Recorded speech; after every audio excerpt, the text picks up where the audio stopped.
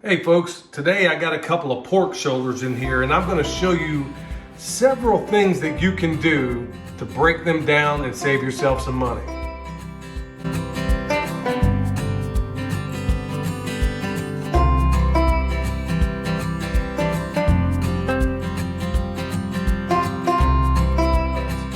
Okay, pork shoulder is really cool because you have so many options. You could take this whole thing, season it, put it on your smoker, bam, you got pulled pork.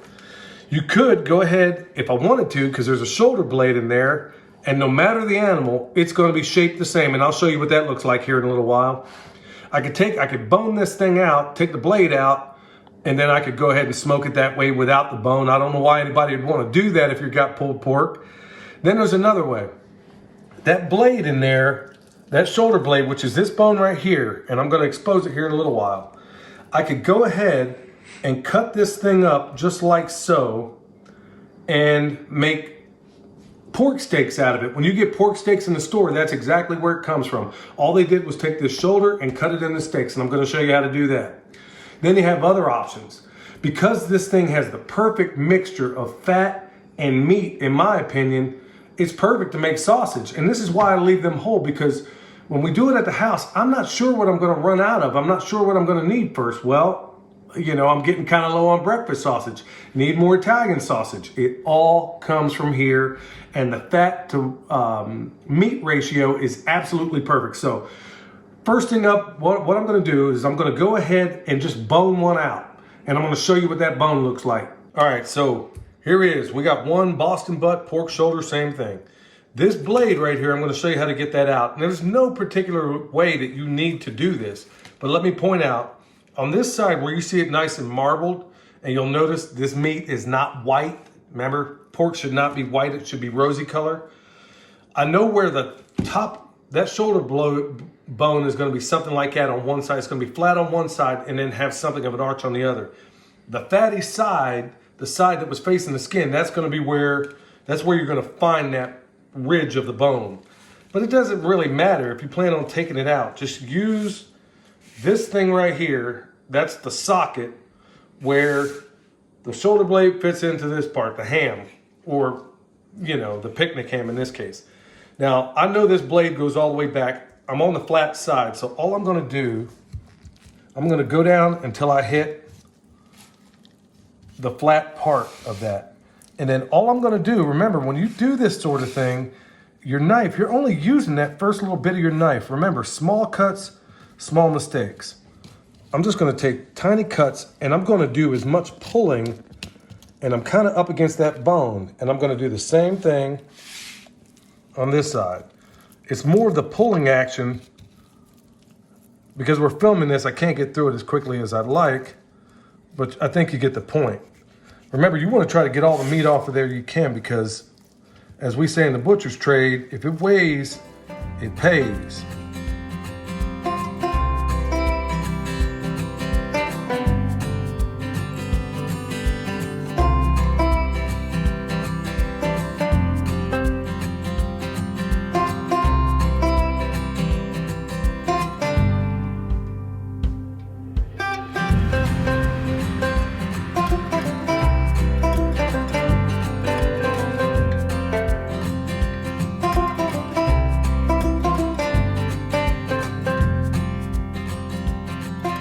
All right, so there you have it.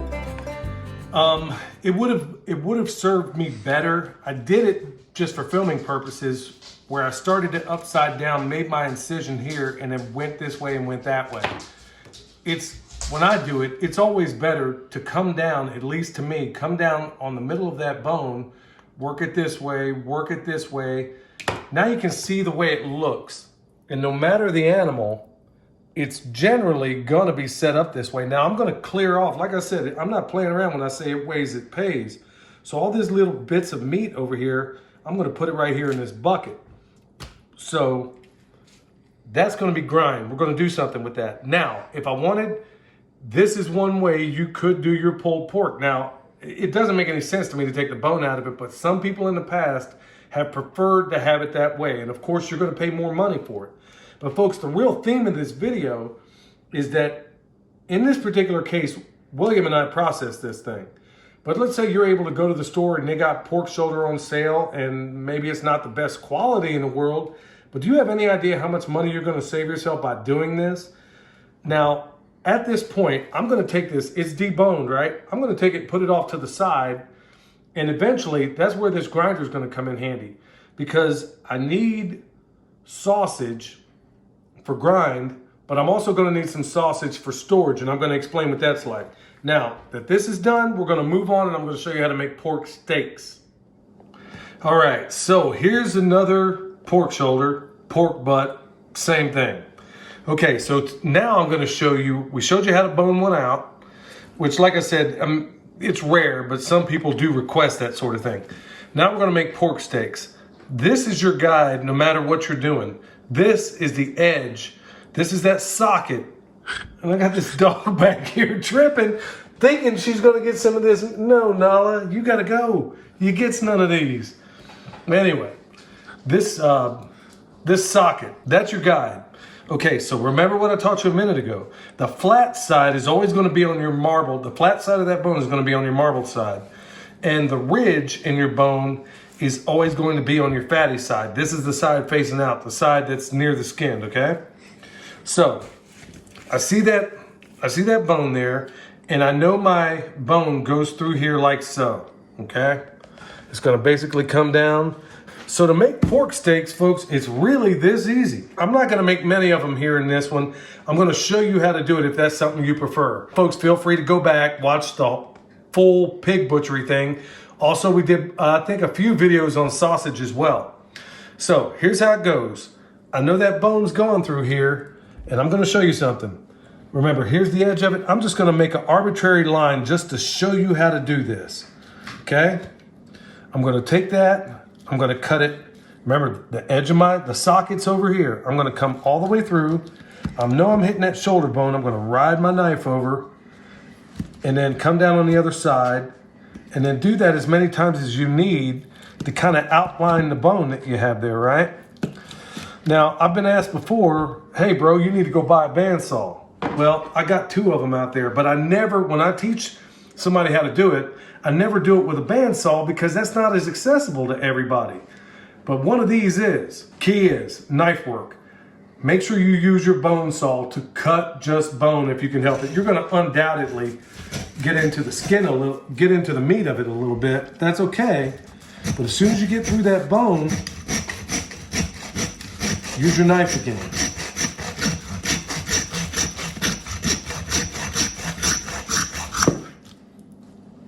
Okay, got through there. Now that I'm through the bone, chase it through with your knife, okay? I got a little bit off there, but that's okay. I'm doing all this to show you something here. I'm just gonna take this and put it off to the side. Now, these are my steaks. That's what they're gonna look like. This bone through here, and no doubt you've seen them before in the store. I'm gonna do the same thing. Like I said, we'll make this one kind of thick so you can kind of get the drift of what I got going here. And it helps also if the meat you're working with is semi-frozen. It always helps. But this is how you make your homemade pork steaks, folks. Remember, outline it with your knife, get down to the bone, and now I'm at the crest of the bone. Now I'm just gonna kind of get started here. Hopefully it doesn't dance too much on me.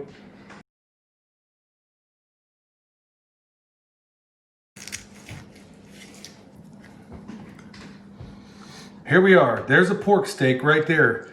Now, this bone dust, what we call it, they make a device that you can use to get that out. You want to try to get as much of that off as you can, because it's always one additional avenue in which you can introduce infection here.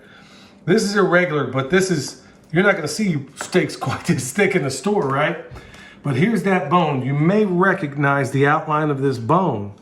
When you see that in there, no matter what it is, I don't care what animal it is, when they say shoulder steak and you see that bone in there shaped like that, it came off the shoulder, the Boston butt, the pork shoulder, whatever you want to call it. Go ahead, you want to kind of get this thing partially frozen.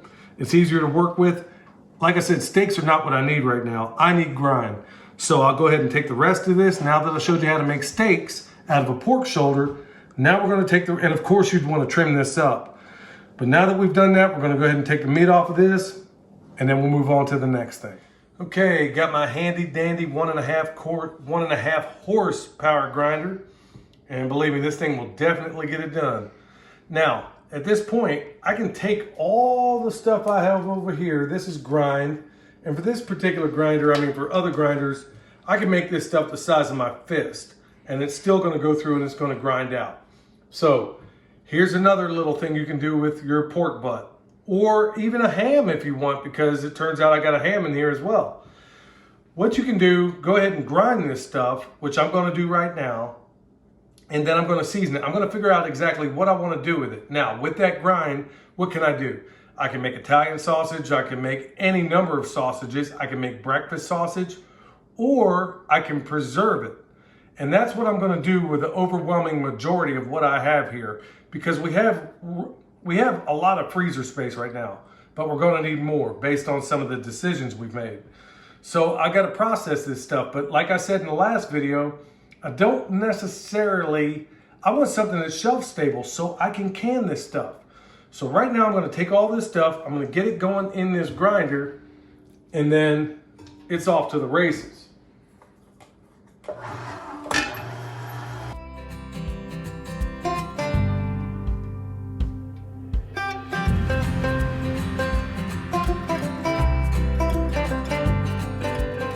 All right, so I got it on. When I do a pork butt or anything like that, I had it on the coarse grinding, the coarse grinder. I mean, there's a fine, there's a medium, and there's a coarse with this one. Coarse is plenty good enough. But as you can see, this stuff in here is probably 70-30 in terms of fat and meat. And that's exactly what I want, somewhere in that neighborhood when it comes to making sausage or anything like it. But in this particular case, all I'm gonna do is I'm gonna hit it with the necessary seasoning. And remember folks, if you don't take anything else away from this video when you make your sausage, be absolutely positively sure you let this stuff set up overnight. Now when you do this in terms of sausage, go back to that sausage video and we explained it in greater detail. But make absolutely sure that you let this stuff set up overnight. So with that said, I'm gonna go ahead, put my seasoning in this, put it in the fridge, and then we'll worry about it in the morning.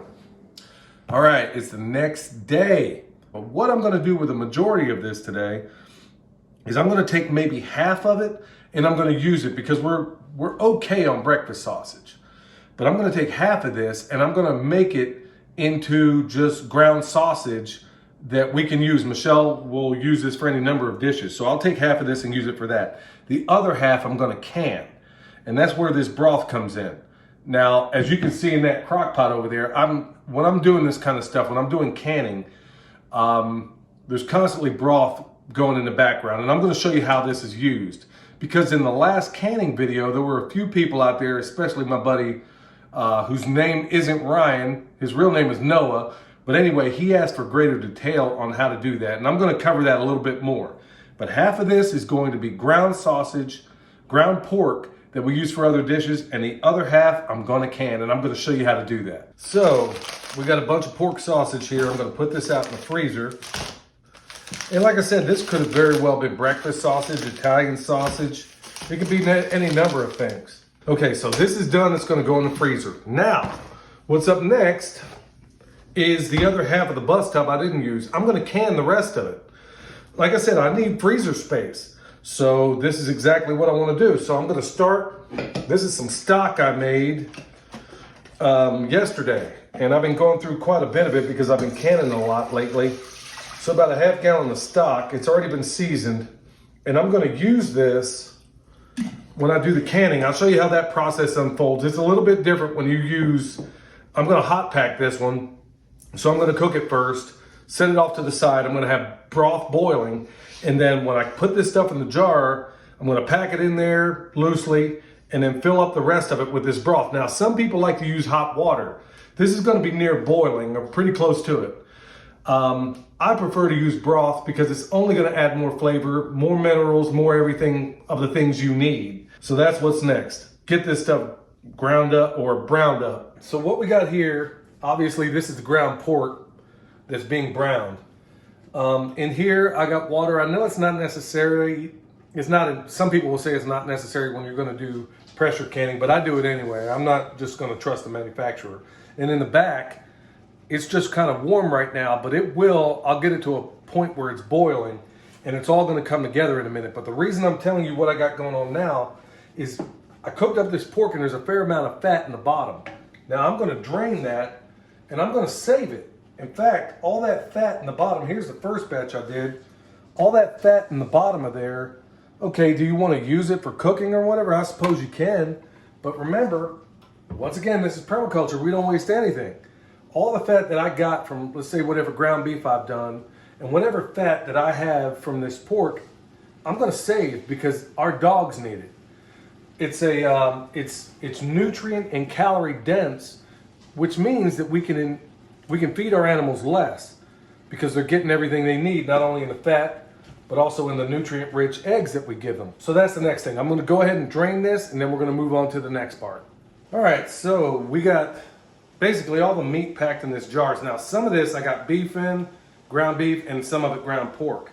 It doesn't matter. I'm going to use the same broth for all of it. Now, when you pack that in there, you want to make sure you get a little head space. And some say go by the ring on the bottom of the jar, or I tend to use this funnel because it's easier to see when I'm packing it in there, and I know that my material is at the bottom of this funnel. I know that I'm good. Okay, so I got them all packed underneath this little, just basically got them covered up, just for sanitary reasons. Got my pot here. Now all I'm going to do is come over here. I got the lids boiling in that pot over there, and then I got broth boiling here. Now I'm going to pour some in there, hopefully get it all in the jar. I usually bring it up to that ring, let it settle, let all the air bubbles get out of there, and then fill it up some more, and I won't go any higher than that ring. So just kind of let that settle. Now I'm going to take this vinegar, like I showed you before, I'm going to wrap the ring a little bit. Some say do this, some say don't. I mean, if it's added protection, I'm going to go with it. And then right here in this pot, in this boiling water, I got my lid. Now you don't want to touch the bottom side of that. You want to kind of put it on there. You don't want to introduce negative microorganisms in there. And then the ring, same kind of thing. You want to get it on there. You want to make sure you're not touching things that need to be in contact with the food. So I get that on there, and I'm going to stick it right over into this pot. Now, one other fact of business is I'm using the regular lids on here. They make a wide mouth. Now, in this 23 quart, I can get 20 of these in there. Whereas with the wide mouth, I can get 16. So you can decide which you prefer. When this is all said and done, I'm going to fill this up with 3 quarts of hot water, put the lid on it, and then refer to the previous video as far as what happens after that. But with these quart or pint jars, I don't mean to say quart, but with these pint jars, they're going to go for 75 minutes. Folks, if you're looking for, I know there's a lot of confusion out there, but if you're looking for any backup, you can always look at the instruction manual that came with this, and then there's plenty of other resources online. So with that said, I'm going to go ahead and get the rest of these filled up, get them in this pot, show you the aftermath. Okay, since I have nothing but pint jars in here, the cooking time, or the time it's going to take to process, is about 75 minutes. Had it been quart jars, it would be 90 minutes. Anyhow, take that lid off. Now this has been done for a little while. I usually put it on a rack here and let it's going to help it cool off that much faster. So here it is. This stuff is it's still warm, but it's still, hot to the touch.